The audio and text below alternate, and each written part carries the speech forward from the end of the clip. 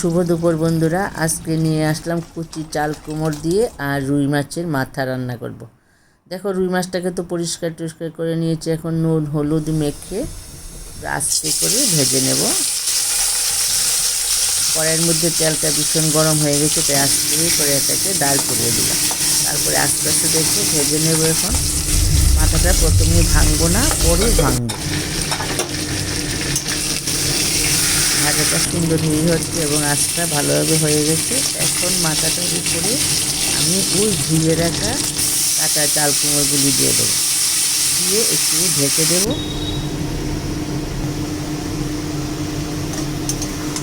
ঢাকনিটা উঠিয়ে নিয়েছি। এখানে দেখো আস্তে আস্তে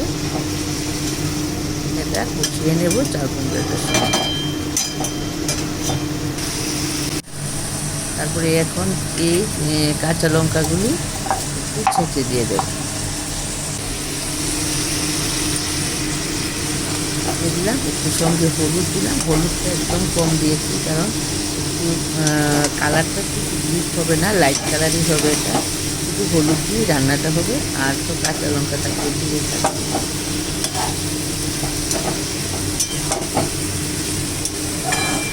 ভেজে দেখে দেওয়াতে আস্তে আস্তে চাল কুমড়োটার সঙ্গে মিশে যাচ্ছে।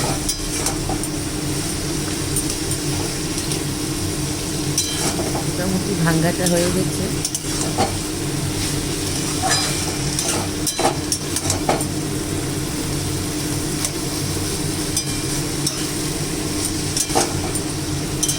এখন আস্তে আস্তে করে চাল কুমড়োটা আর মাছের মাথাটাকে একটু কষিয়ে নেব।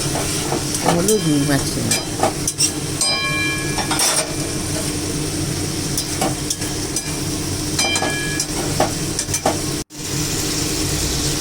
এবার একটু নুন দিয়ে দিলাম, আবার একটু নেড়ে চেড়ে নিতে হবে। চাল কুমড়োটা একদম কুচি ছিল, একদম কুচি চাল কুমড়ো দিয়ে মাছের মাথা দিয়ে খুবই ভালো লাগে। তোমরাও সবাই খাও, তবুও আরেকবার একটু এইভাবে করে দিয়ে আমি কীভাবে রান্নাটা করেছি দেখো।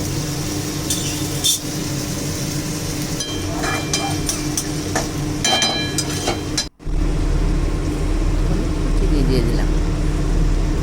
এটা মিষ্টি লাগবে না, ঠিক হালকা করেই দিতে হবে।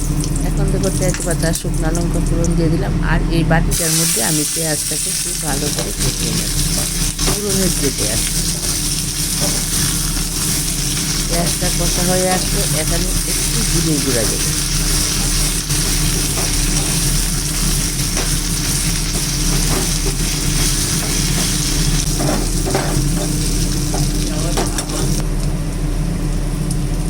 দেখো দিয়ে দিলাম একটু জিরের গুঁড়া ওই চিনিটার মধ্যে নিয়েছি। জিরের গুঁড়াটা ভাজা ভাজা করে নেবো পেঁয়াজটার সঙ্গে।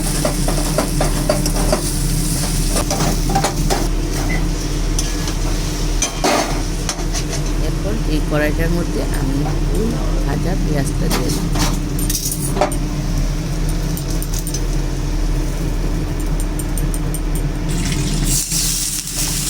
এই জলটাও দিয়ে দেবো। বাস হয়ে গেল পুরো। এইভাবে করে একবার খেয়ে দেখতে বেশ ভালো লাগবে। মানে পুরো মাছের মাথার মধ্যে তো চাল কুমড়োটা সিদ্ধ হয়েছে, তাই মাছের মাথার যে টেস্টটা পুরোটাই চাল কুমড়োটা পেয়ে ফেলে।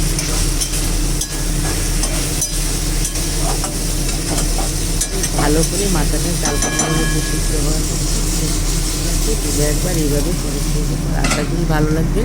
যদি ভালো লাগে একটা লাইক, একটা সাবস্ক্রাইব দিয়ে পাশে থেকে।